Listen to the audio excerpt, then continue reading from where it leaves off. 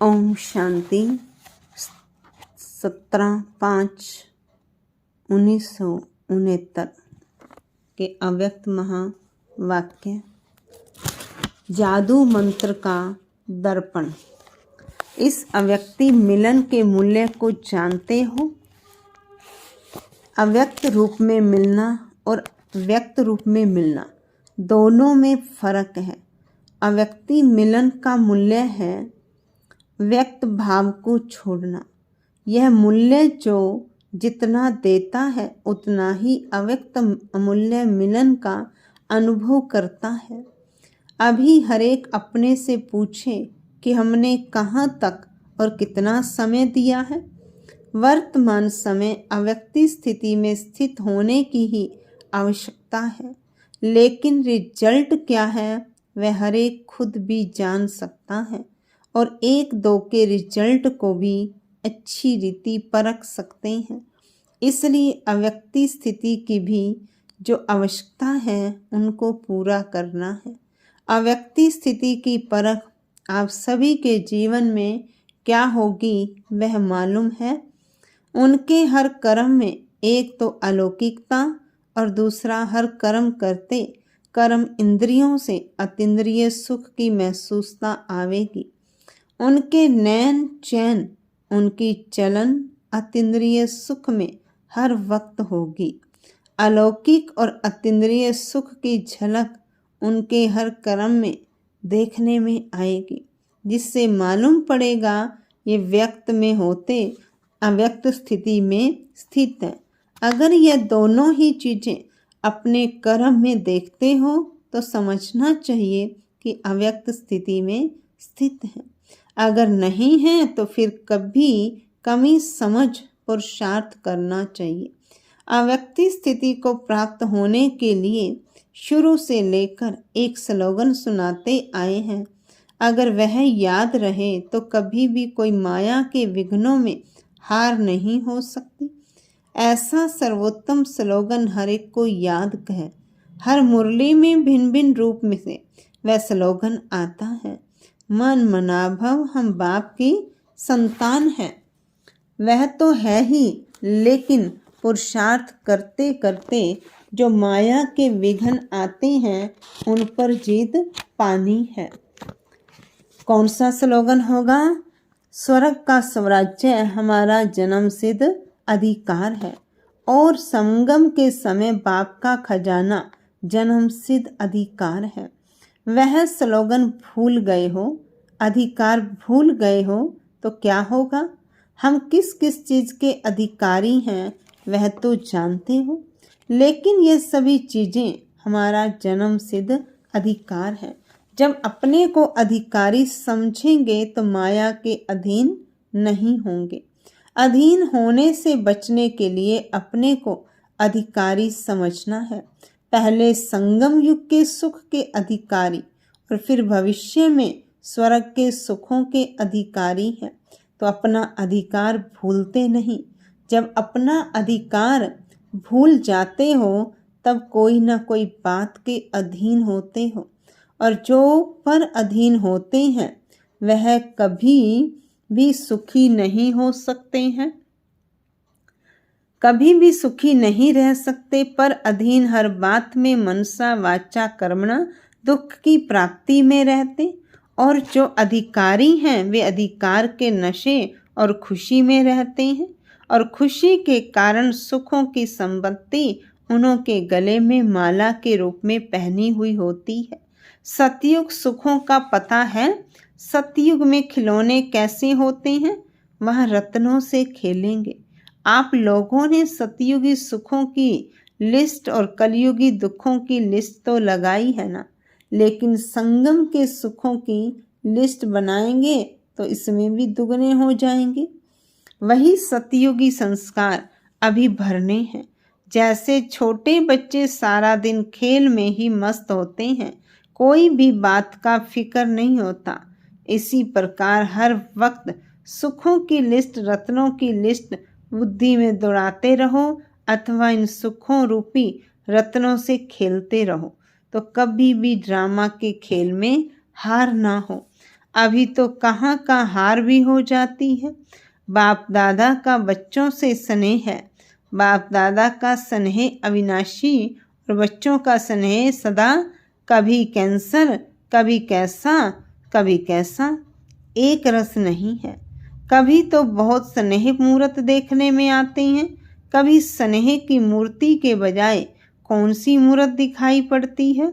वा तो स्नेह ही है या तो संकटमय। अपने मूर्त को देखने के लिए अपने पास क्या रखना चाहिए? दर्पण। दर्पण हर एक के पास है।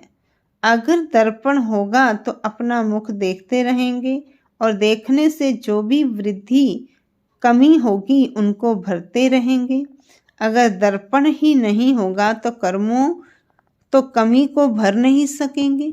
इसलिए हर वक्त अपने पास दर्पण रखना, लेकिन यह दर्पण ऐसा हो जो आप समझेंगे कि हमारे पास है, परंतु बीच बीच में गायब भी हो जाता है। जादू मंत्र का दर्पण है, 1 सेकंड में गायब हो जाता है।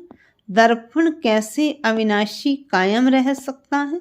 उसके लिए मुख्य क्वालिफिकेशन कौन सी होनी चाहिए? जो अर्पण में होगा उनके पास दर्पण रहेगा। अर्पण नहीं तो दर्पण भी अविनाशी नहीं रह सकता। दर्पण देखने रखने के लिए पहले अपने को पूरा अर्पण करना पड़ेगा। जिसको डूबने शब्दों में, दूसरे शब्दों में सर्वस्व त्यागी कहते हैं। सर्वस्व त्यागी के पास दर्पण होता है। अव्यक्ति मिलन भी वही कर सकता है जो अव्यक्ति स्थिति में हो। वर्तमान समय अव्यक्ति स्थिति में ज़्यादा कमी देखने में आती है। 2 बातें में तो ठीक है, बाकी तीसरी बात की कमी है। एक है कथन, दूसरा है मंथन। यह 2 बातें तो ठीक है ना, यह दोनों सहज हैं। तीसरी बात कुछ सूक्ष्म है। वर्तमान समय रिजल्ट देखेंगे, संगम पर मंथन से कथन ज़्यादा है। बाकी तीसरी बात कौन सी है? एक होता है मंथन करना, दूसरा होता है मगन रहना। वह होती है बिल्कुल लवलीन अवस्था। तो वर्तमान समय मंथन से भी ज़्यादा कथन है। पहला नंबर उसमें विजयी है, दूसरा नंबर मंथन में, तीसरा नंबर है मगन अवस्था में रहना। इस अवस्था की कमी दिखाई पड़ती है, जिसको भरना है। जो मगन अवस्था में होंगे उन्हों की चाल चलन से क्या देखने में आएगा? अलौकिकता और अतीन्द्रिय सुख। मगन अवस्था वाले का यह गुण हर चलन से मालूम होगा। तो यह जो कमी है उसे भरने का तीव्र पुरुषार्थ करना है। पुरुषार्थी तो सभी हैं, तब तो यहाँ तक पहुँचे हैं, लेकिन सभी पुरुषार्थी बनने का समय नहीं है। कभी तीव्र पुरुषार्थी बनने का समय है। बनना है तीव्र पुरुषार्थी और बनेंगे पुरुषार्थी तो क्या होगा? मंजिल से दूर रह जाएंगे। कभी तीव्र पुरुषार्थी बनने का समय चल रहा है। इसमें जितना लाभ उठाना चाहिए उतना उठाते हैं, वह नहीं। वह हर एक को चेक करना है। इसलिए कहा जाता है कि अपने पास हरदम दर्पण देखो तो कमी का अनुभव कर सकेंगे और अपने पुरुषार्थ को तीव्र करते आगे चलते रहेंगे। अच्छा, आज कुमारियों की सर्विस के तिलक का दिन है। जैसे आप लोगों की म्यूजियम में ताशपोशी का चित्र दिखाया है ना, लेकिन आपकी सर्विस के तिलक के दिवस पर देखो कितनी बड़ी सभा इकट्ठी हुई है। इतनी खुशी होती है, लेकिन यह याद रखना, जितने सभी के आगे तिलक लगा रहे हो इतने सभी आप सभी को देखेंगे। सभी के बीच में तिलक लग रहा है, यह नहीं भूलना। इतना हिम्मतवान बनना है। इस तिलक की लाज रखनी है। तिलक की लाज माना ब्राह्मण कुल की ताज। ब्राह्मण कुल की मर्यादा क्या है? सुनाया है ना। जो ऐसे पुरुषोत्तम बनने की हिम्मत रखते हैं वह तिलक लगा सकते हैं। यह तिलक साधारण नहीं है। यहाँ भी इतनी सारी सभा देखेंगे। आप सभी ब्राह्मण इकट्ठे हुए हो कन्याओं की सर्विस के तिलक पर। सर्विस करने वालों को एक विशेष गुण का अटेंशन अवश्य रखना है।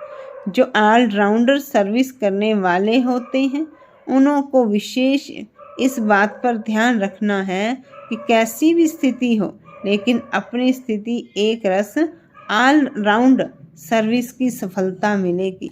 दूसरा नंबर ट्रेनिंग क्लास जिन कुमारियों का चलना है उन सभी को बाप दादा ने टीका दे मुख मीठा कराया और किया। आज सभी से नैनों द्वारा मुलाकात कर रहे, दूर होते हुए भी योग्य यथाशक्ति बाप दादा के नज़दीक हैं।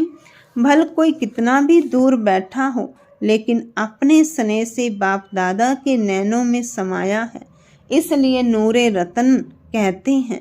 नूरे रत्नों से आज नैनों की मुलाकात कर रहे हैं। एक दो से सभी प्रिय हैं। साकार में समय प्रति समय बच्चों को यह सूचना तो मिलती ही रही है कि ऐसा समय आएगा जो सिर्फ दूर से ही मुलाकात हो सकेगी। अब ऐसा समय देख रहे हैं। सभी की दिल होती है कि बाप दादा की दिल होती है, लेकिन वह समय अब बदल रहा है। समय के साथ वह मिलन का सौभाग्य भी बदल रहा है, इसलिए अब अव्यक्ति रूप में भी सभी से मुलाकात कर रहे हैं। अच्छा, सभी को ओम शांति। विदाई विदाई। ओम शांति।